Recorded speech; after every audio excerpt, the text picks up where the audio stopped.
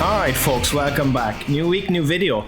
And today I wanted to talk about Resident Evil 5. And the reason being is I've actually been watching some of VD plays on his YouTube channel, his second YouTube channel. And he's been playing some couch co-op with his buddy, and it's very, very entertaining. And actually watching it has made me stop and realise that Jesus Christ, I own Resident Evil 5 on so many consoles, and there has to be a reason for it. I actually own this on 5 different platforms.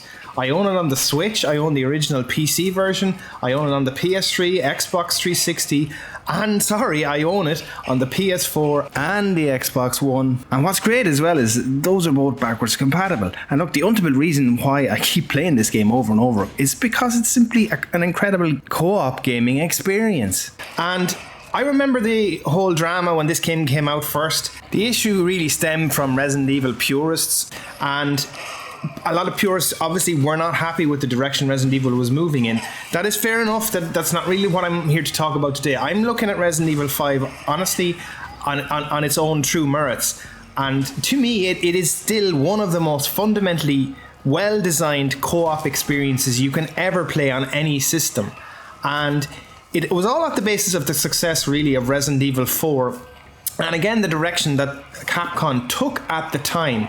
And they basically took everything from Resident Evil 4, brought it into a new game, brought a new engine with it, and built the entirety of Resident Evil 5 with co-op in mind. If you were actually to do a side-by-side comparison between Resident Evil 4 and Resident Evil 5 gameplay-wise, it's pretty much the exact same formula. Albeit, as I mentioned, everything in Resident Evil 5 has that two-player mindset as opposed to a single player. Like, even if you consider the addictive gameplay loop from Resident Evil 4, it's all present here in 5.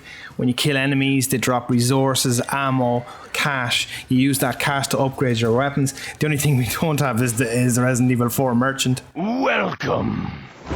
But I think the great thing that distinguishes this game from Resident Evil 4 is all the co-op in mind. I suppose the resource management is now shared, so you have to share it amongst your partner. I love the concept of being able to utilize different weapons between partners, so you can, for argument's sake, one person can decide they want to use the rifle, that gives them range, while the other person uses the shotgun.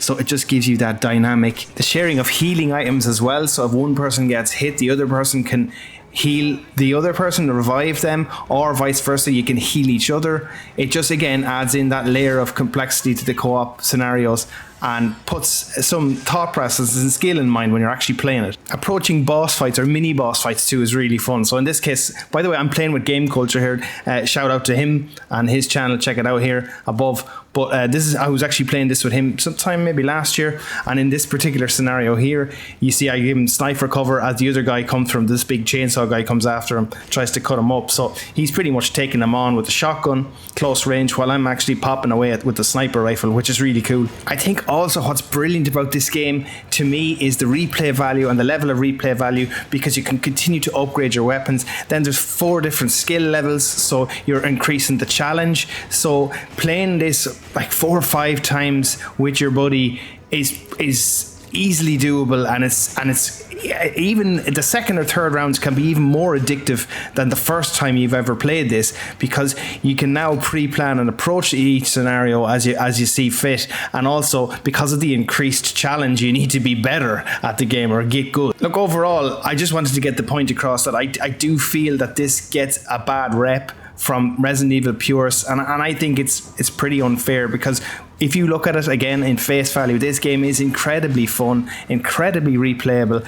I can still play it now, no problem at all. And if you've never played it before and you want to sit down, play with a buddy, it's couch co-op as well as online co-op. And the online co-op as well is seamless. I've not had any lag issues since I've been playing this, way back to the 360 days, all the way up to Xbox Series X and the PS5 even, via backwards compatibility. When I recorded this footage, Game Culture was playing on his PS4 Pro while I was playing on the PS5. Perfect game, no lag.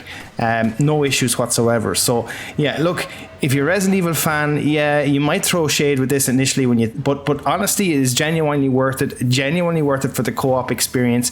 I imagine the gripes really came for folks who approached this with single player in mind. They did, in fairness, Capcom did sell this as a co-op game, but I suppose market expectancy was that it would be primarily a single player game.